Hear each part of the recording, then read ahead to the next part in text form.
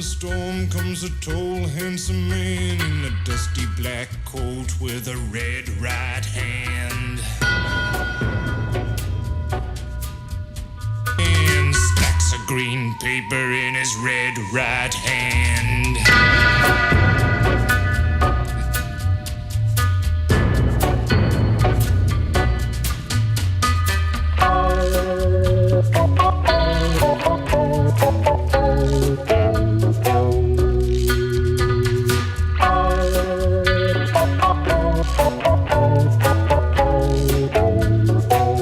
Hey horror fans, Bored Now back with you, and we are literally just hours away from the release of Scream 5, the first Scream to be done without the late great Wes Craven and without Kevin Williamson, who's just a producer.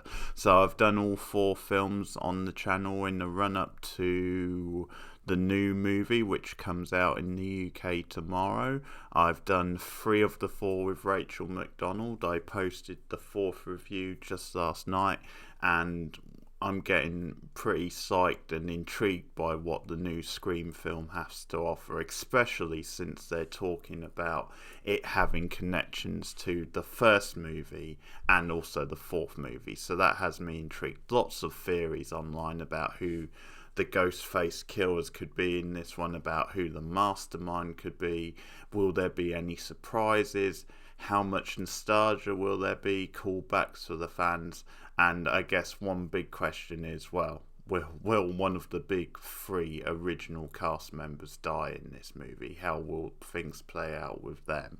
So it certainly has an intriguing premise and promotion behind it. The hype machine has been going wild, and I have to say it's been very well promoted online, and there's some really intriguing theories. Of course, it's the Radio Silence production team. It's the team behind Ready or Not from a few years ago, sort of like a murder mystery style horror comedy, which I enjoyed a lot. I thought that was one of my most enjoyable movies of that year. So I sort of was quite encouraged when I found out they were doing the new Scream movie, and for a long time I was against a new Scream movie without Wes Craven. It just wouldn't feel the same. I always felt you had to have one of the 2 major ingredients, ideally both of them, Wes Craven directing, Kevin Williamson doing the screenplay. It just seemed like a marriage made in heaven, and that's why Scream 3, in my opinion, was such a big turkey, because you did have a different screenwriter, and it just didn't, feel right. So for a long time I was, with obviously the passing of Wes Craven, I was against the idea of a Scream 5. But as time has gone on, I've become more open-minded, and I think just as a horror fan, as a Scream fan, you're always intrigued to see it. And I think probably another thing that works in its favour is that it's not at this point a massive franchise, and I don't mean that in terms of popularity, I just means that in terms of the amount of films we've had. So it probably doesn't feel as overblown or overkill as some of the other franchise. And I think another thing that works in its favour is that they've been quite well spaced out, because after the original 3, which were all bunched together, you then had about a 10-year gap between 3 and 4, and then obviously 4 didn't do as well as they were hoping, so that you've had another 10-11 year gap between 4 and now the release of 5. This was originally going to come out last year, I think, but the pandemic I should say, put paid to that. So I think they've got a good team, and there does seem to be a lot of respect and nostalgia for the original movies. So I would say I'm reasonably excited, and I think listening to various people online talking about the movie and predictions and stuff has got me more excited. And this sort of continues a trend for me, because I have seen every Scream movie in the cinema. Some of them I've seen more than once. Scream, the original film, I saw more than once. And Scream 2, I think I also saw twice in the cinema, and then obviously saw the others. So it sort of feels like something I need to keep doing, really, to keep seeing. Even if they get up to like a ridiculous number like 10 or 11, it still feels just that I would see it in the cinema. But so I'm going to go tomorrow. I've got my ticket booked. So I would say I'm reasonably confident. I think one question to ask, and I'm going to throw these questions out to you guys as well, is how good can it be? I mean, you've had people even suggest it can be better than the first one, and I'm sure there's been at least one review which has said that from the early reviews, which have been, certainly the online reviews have been mostly positive. Now, I don't see that myself, because I just feel that's lightning in the bottle, and it's such a special horror movie. I just find it very hard to see them pulling that off, but never say never. But I think my best case scenario is that this is the best of the sequels, which I think is achievable, because Scream 2 is still my favourite of the sequels, but that movie does have flaws, so I think it's possible to beat that.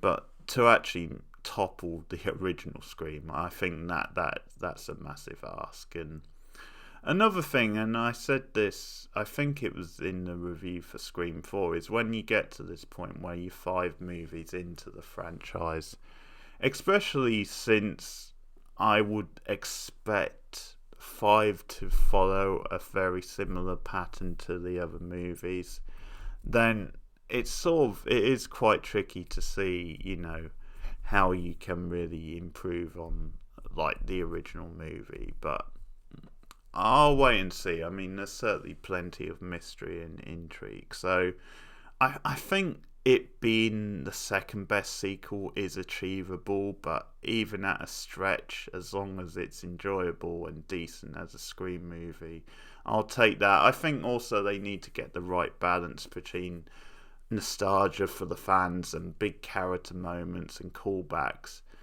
which I think they're trying to work into the plot, because it does suggest that the reveals are going to be based on past Scream movies. So if they can do that successfully, then I think that works in its favour. But I also don't want them to go overkill with the fan moment and nostalgia. So that's another thing. Another question to ask is, will one of the big three originals, Sidney Prescott, Dewey or Gale Weathers, be killed off? I think it's possible, just to make a statement. Obviously Sidney Prescott, it's a long shot, because you expect this new group to be making more than one movie, like maybe a trilogy. A lot of the promotion has made it look like it might be Dewey who gets it, but I could see a swerve. I could see that they might have Gale get killed off, like it's a last minute thing where they make it look like Dewey and then a swerve. Another question is, will there be a Drew Barrymore moment at the start of the Popcorn. You making popcorn? Uh-huh. What's your favorite scary movie? I don't know. The guy had knives for fingers? Yeah, Freddy Krueger. Freddy, that's right. I like that movie. It was scary. Well, the first one was, but the rest sucked. What? To see what your insides look like.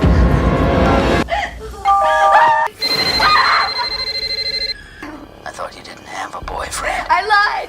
I do have a boyfriend, and he'll be here any second, so your ass better be good. Sure. I swear. He's big and he plays football, and he'll kick the shit out of you. I'm getting scared. I'm shaking in my boots. So Liv McKenzie, do you recognise that name? Well, you should. That's because at the start of that original Scream movie, the scene with Drew Barrymore, the iconic scene that everybody remembers, there's a reference at one point to the Mackenzies, who are the neighbours of that family, and that's who Liv is. She grew up in that household, so there's a direct link there. So a lot of people have speculated, is there something going on with her? Could she play a significant part? Another thing they've mentioned is that could Tara become a Drew Barrymore, Casey Becker style character, because the promotion heavily suggests that Tara could get killed off in that opening scene. Obviously, she's got the girlfriend Amber. They've worked in modern technology into this plot, or that sort of early scene, which I like the look of a lot. And so there's lots of possibilities with that one, and it'll be interesting to see, because in like some of the press, like the actress playing Tara has even said that she studied Drew Barrymore's lines from the first one. Now, Amber is many people's prediction for Ghostface, for one of them, her and Richie. That seems the popular opinion at the moment. As far as Ghostface go, like, I think you have to look at the Hicks family. Judy Hicks returning from Scream 4, the only other main character, which I like. I think that's a great move. I really like her addition. I like the fact that we've now got 10 years on, so she's now got a son, Wes, played by Dylan Murmett, and there's an interesting dynamic there.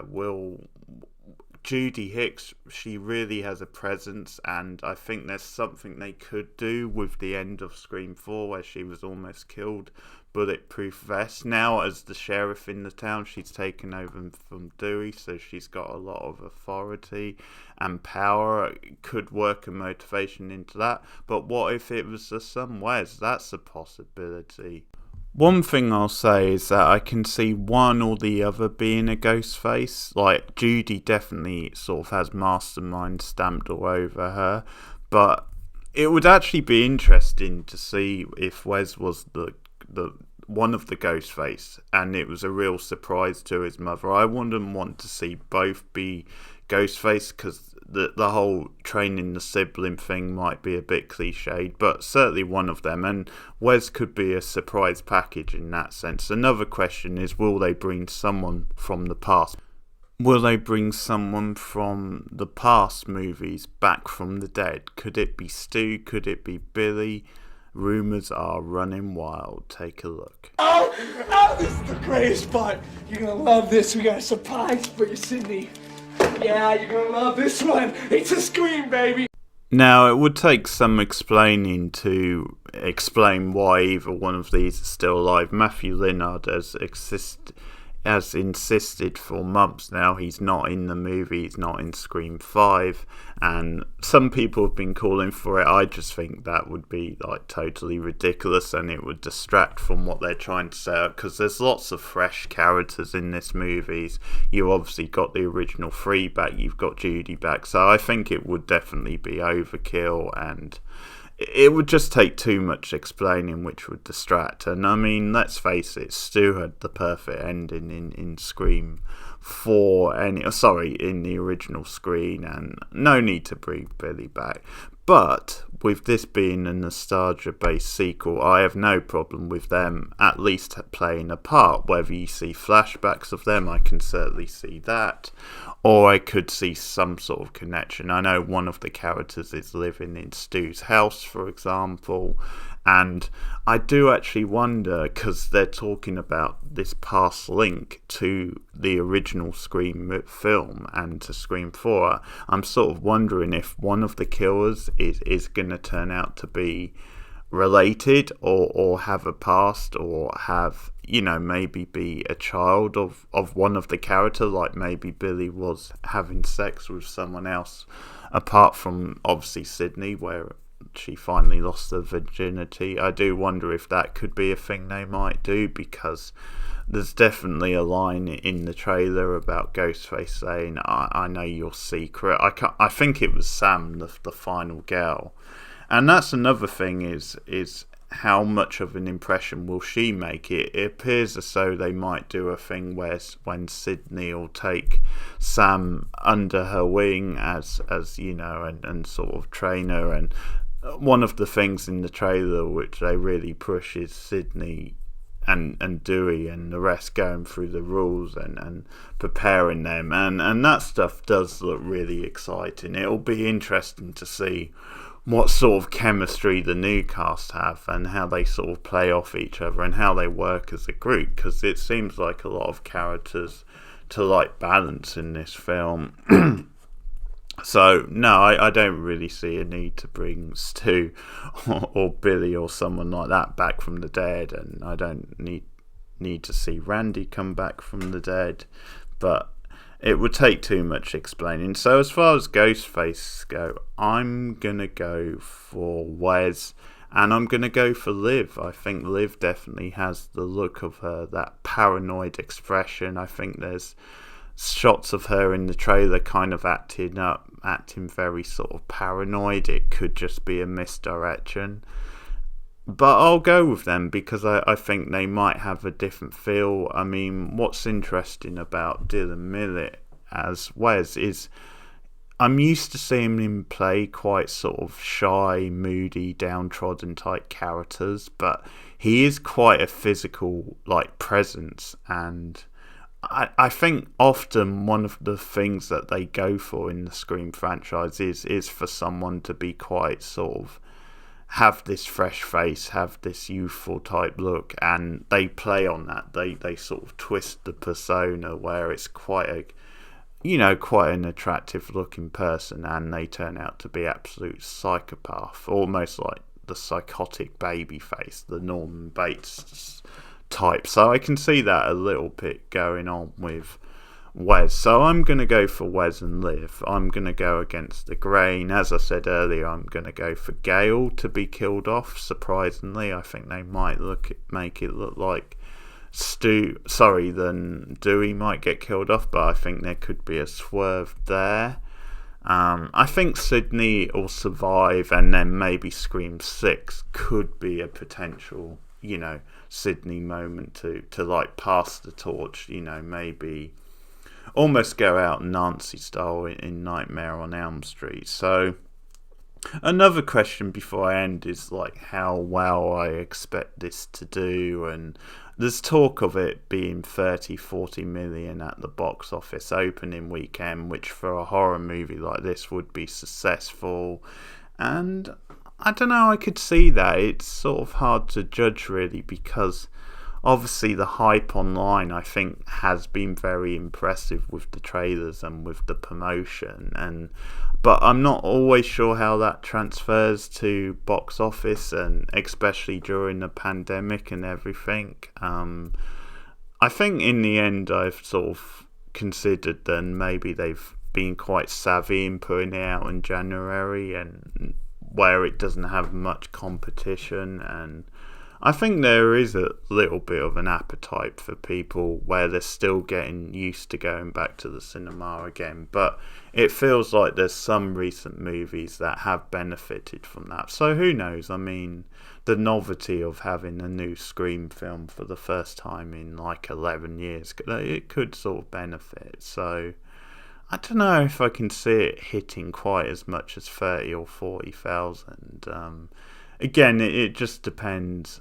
Million. Yeah, million. I meant to say. It just depends on how much of a bounce it has with the promotion. So maybe around 30. I'm not sure I could see it as much as 40 million, and I think if it gets anywhere around that, then you're in a comfortable territory for it making good money, and I think we're sort of locked in for sequels after that. So it will be very interesting to see what this team does and what fresh twists they can put on the Scream franchise moving forward. So that's my thoughts on Scream 5. What are your thoughts? I want to hear your predictions in the comments below. If you haven't seen it, now if you've seen it, then don't spoil it for anybody else. I will be doing a non-spoiler review tomorrow night, or tomorrow when I get in from the cinema, and then at some point I will do a full spoiler discussion, hopefully with Rachel McDonald when she's fit and well again, and I think we're planning a ranking video of all the franchise as well. But that's my thought. Let me know what you think. Who do you think the Ghostface are going to be?